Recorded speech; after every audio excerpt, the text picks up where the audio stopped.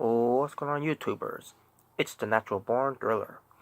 Welcome everyone to WWE RAW Review, the show from January 28th, 2019. They were in Phoenix, Arizona. You have your commentators, Michael Cole, Corey Graves, and Renee Young for your extra commentators. This was the Raw after the Rumble, and where it pertains to big pay-per-views like WrestleMania, Royal Rumble, SummerSlam, Survivor Series, even the Money in the Bank. I'm gonna be doing these once in a lifetime, basically once in a lifetime Raw reviews. Basically, on the Brock Lesnar where retains doing Raw reviews because I don't do that that often anymore because I don't watch the show anymore. Well, not for the full 3 hours of it anymore, but I just don't I refuse to watch this show 3 hours anymore. And I just don't want reviews on the show at all, period, unless I watch the full show of it.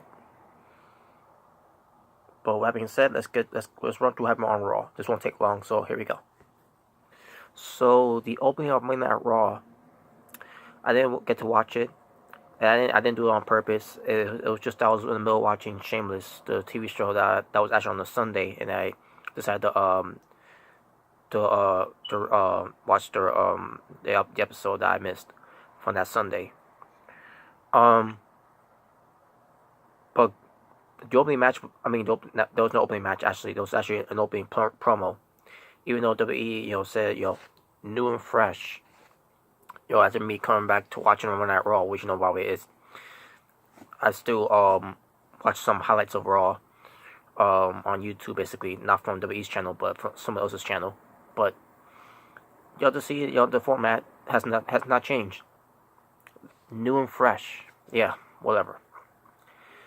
One of the reasons why I don't want to watch this anymore. So, anyways, Seth Rollins opened up the show. Who is your Royal Rumble winner for this year, 2019? And basically, I'm just going to go through what he said there. He said something about he won the Rumble because of his heart, determination, passion, and love. No, it was because you lay there on the outside after Bobby Lashley took you out. Now, give him credit. He did last longer in the Rumble, where he was on entrance number 10. But then once Bobby Lashley came out there, and then Bobby Lashley took Bobby Lashley took him out. Seth Rollins was laying on the ground the entire time until it was time for him to get back in the ring. So Seth Rollins he talked about some other things I didn't care about what he said. I heard about what he said, but I didn't care about it. I thought this was a terrible promo from Seth Rollins. Not because I don't like him anymore. I can't deal with this guy anymore. I can't stand this guy Seth Rollins anymore. And now he's making a decision of either choose the WWE Champion Daniel Bryan or Brock Lesnar, the Universal Champion, which is fucking stupid. It makes no fucking sense because you should choose against Brock Lesnar because you've been talking about Brock Lesnar for over a year now. About he's not here every week. He's the champion, but he's not here every week and blah blah blah. All this bullshit about Brock Lesnar, and he wants to make a decision of either choose Daniel Bryan or Brock Lesnar to face for the championship at WrestleMania. That fucking annoyed me. And then Triple H comes out. He's emotional and all that for Seth Rollins. Even though he's feuded with Seth Rollins, back in 2016 and then 2017 at WrestleMania. But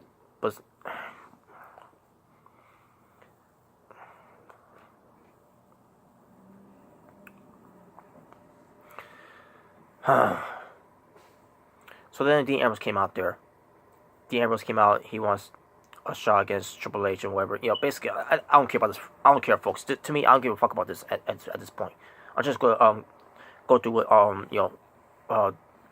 Just giving this promo because at this point, I just didn't care. Seth Rollins versus Dean Ambrose. Didn't see the match because again, I was watching Shameless, the show that I missed on Sunday. So yeah, I took my time to watch it on a Monday. Unfortunately, it happened during this time. Again, I didn't do it on purpose. It was just bad timing. But anyways, Seth Rollins wins the match. Who gives a fuck? The Ambrose was doing the ring. It was up to this part where I seen something happen. What's going on here, and it involves Nia Jax and Tamina coming out. The Ambrose gets in the face of Nia Jax. I think Tamina at one point, I don't know. And then Nia Jax knocks out the Ambrose out of the ring. Whatever. So we get this qualifying match for the this tag team between Nia Jax and Tamina versus Alexa Bliss and Mickie James. So I'm assuming Alexa Bliss and Mickie James are babyfaces now because Nia Jax and Tamina are heels. I don't know. But whoever wins this match gets to go to the Elimination Chamber match to get an opportunity to become the women's tag team champions. So the match happens. Didn't care about the match that much, but Nia Jax and Tamina won.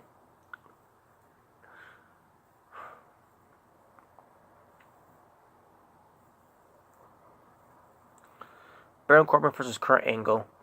Baron Corbin wins with the deep six. And then he attacked Kurt Angle within the end of days after that.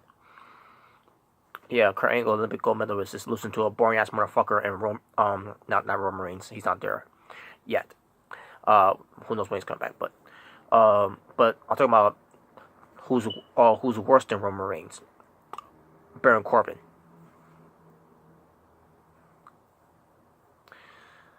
Finn Balor comes out. Finn Balor is out there making no excuses of him losing to Brock Lesnar. He did the best he can, and the crowds were behind him. He said he's hurt and all that, and said that he made Brock Lesnar believe, whatever that means. And also, Bobby Lashley comes out with Leo Rush, and Leo Rush is doing the talking for Bobby Lashley about Finn Balor getting his ass kicked by Brock Lesnar and all that, and Bobby Lashley shouldn't have been the guy to face them. And then Balor says to Lashley, at least he lasted longer in the Rumble than he did. I mean, Finn Balor said that at least he lasted longer in the match against Brock Lesnar than he did in the Royal Rumble. That's what I meant to say. And then Bobby Lashley attacks him because of that, And there you go. That's good. That's gonna be your next feud. The Revival versus Zack Ryder and Kurt Hawkins. And the Revival wins. I wish the Revival will leave right now, but WWE doesn't want them to leave. Even though they asked for their release and WWE did not grant them their release, but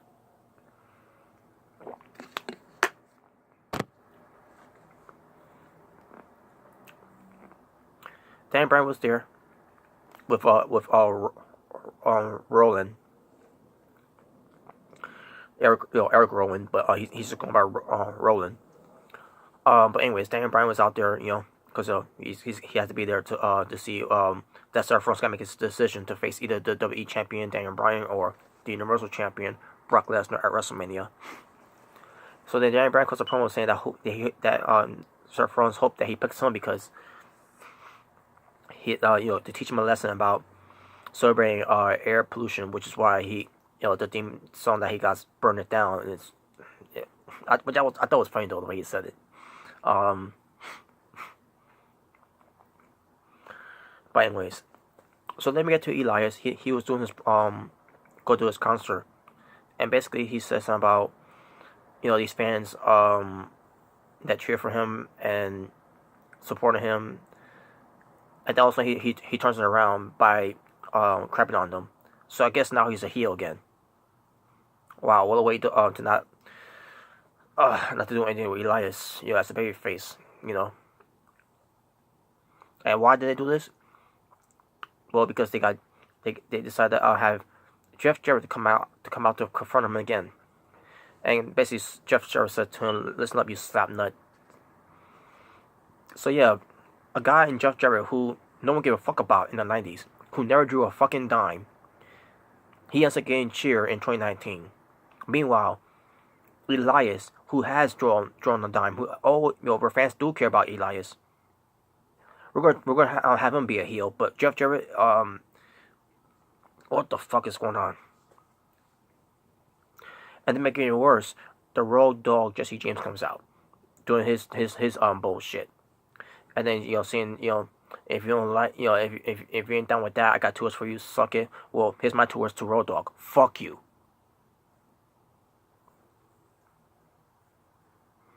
So basically, there's gonna be about Elias. But first, before they do that, they was doing their song of "With My Baby Tonight," just like what they did at the Hall of Fame last year. It was cringy then, and it's cringy now. So then Elias gets the better of Road Dogg, and then later on got the better of Jeff Jarrett with the guitar, and there you go. Yeah, so go Elias, and I'm assuming that's probably gonna be a WrestleMania match for Elias and Jeff Jarrett. Backstage, we see Dana Brooke talking to Natalya about replacing Ember Moon, and the reason why is because Ember Moon is unfortunately she's hurt. She's gotta get surgery from her elbow injury, something like that. I think it was her elbow, but Dana Brooke is Natalya's tag team partner now. And Dana Brooke says something about how she's better than Dana. Dana Brooke saying this, that she's better than Ember Moon and she's better than Natalya, and no one cared. We see Mojo Rawley on a promo blaming someone. He's in the dark in a dark room. And he's blaming someone. He's screaming. He was intentional that, and then it shows that he's on current promo talking to himself in the mirror. I mean, it was a good promo, but then he ends it by saying, soon everyone will see who I really am, basically. So yeah, we'll see how that turns out. Basically, I guess some kind of cliffhanger there. So whatever. Natalya and Dana Brooke versus Liv Morgan and Sarah Logan of the Riot Squad. Ruby Riott was at ringside to qualify for the Elimination Chamber match for the women's tag team titles, and Liv and Sarah won from the Riot Squad, namely because Dana Brooke screwed basically she screwed things up for herself and Natalya. That's why they lost. That's why they lost and the Riot Squad won. So. Ronda Rousey, the Raw Women's Champion, was out there to do her open challenge, but instead she went out to cut a promo about the first ever All Women's Royal Rumble. Which was what pertains to her making her debut last year, and then talking about how dream big, and later you become Women's Champion. It was something about dream big, whatever, and that was cringy. And then all of a sudden she started stumbling her words at one point, and she said, "Oh, you guys made me stutter and all that." And I know you allowed them to have you stutter because they were training Becky Lynch and they were bullying you too. So don't blame the WWE fans because you can't cut a promo, Ronda Rousey.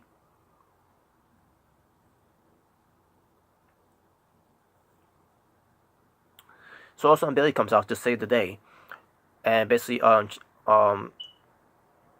a way she's got improvise to for this open challenge that Ronda Rousey was supposed to do.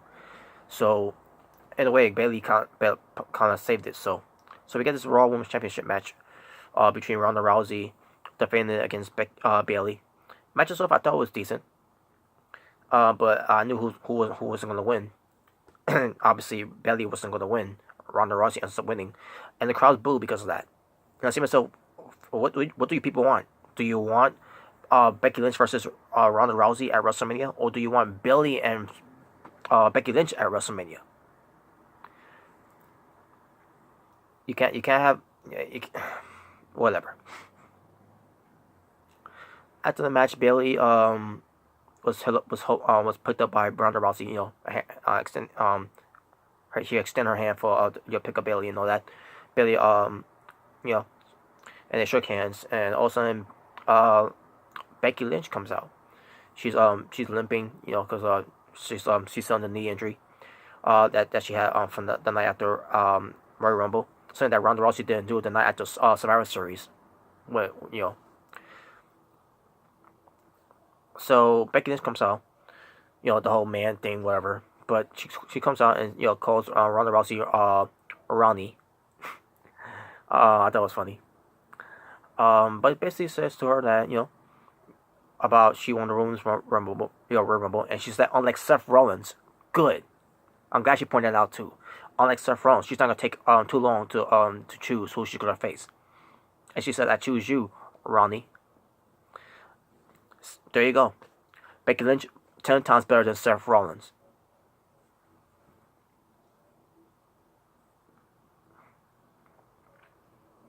But yeah, I thought she cut a good promo there. And then Ronda Rousey gets a cut a promo and like, oh no, she's gonna bomb. And she cut a promo. But before that, she did. I got one other thing. Becky Lynch did say to Ronda Rousey that she's gonna kick her ass at WrestleMania. And there you go. And that's when Ronda Rousey got the promo, and people booed her. And Ronda Rousey cuts a passionate promo about how she made even fights while Becky Lynch was training to be a wrestler, so that on her it happened at that time, but basically and again she stumped her words again in in that promo a little bit, and then she ends by saying she's gonna beat her at WrestleMania, Princeton out put it down on that, and that was it.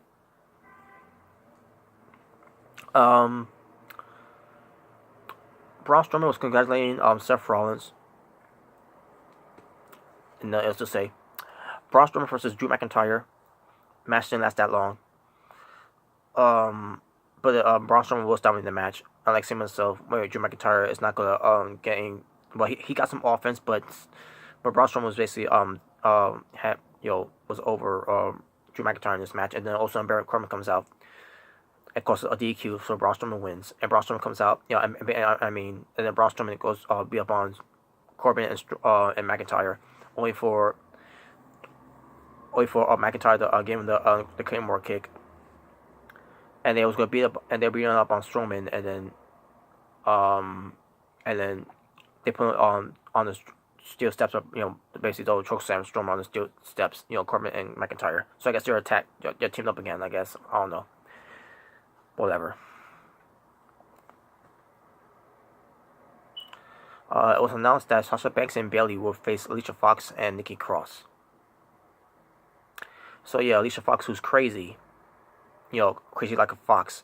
It's going to team up with Nikki Cross, who is crazy in her own right. They're gonna pair them up as a tag team because they both got a different type of crazy side in them. Oh my god, you want to talk about bad booking there? Alright, so it was time for Seth Rollins to make his decision to face either Brock Lesnar or Daniel Bryan. But Brock Lesnar and Paul Heyman came out first. And Paul Heyman, he does his usual promo and all that. And then Seth Rollins comes out and he goes after Brock Lesnar. Brock Lesnar beats him up, gives him about 6 F5s, I believe.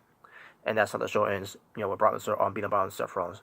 Obviously, that telegraph, that right there should tell you and telegraph that Seth Rollins is going to choose Brock Lesnar to face at WrestleMania. He didn't actually make that announcement on that night, but you could see the writing on the wall. You could see where it's all going. So, no brainer there, obviously. And that was Raw. Talking about wrestling for Monday Night Raw, 7 matches. My overall rating for the show of Monday Night Raw from January 28, 2019, 2 out of 10. And with that being said, thank you all for watching. It's the Natural Born Driller saying peace on the streets. And also before I go too, what does this mean for me? What pertains to watching Monday Night Raw? What pertains to that? I'm not gonna watch another Raw until WrestleMania. Basically, the next Raw I'll watch is the Raw at the Mania. Other than that, fuck the rest of Monday Night Raw in the future.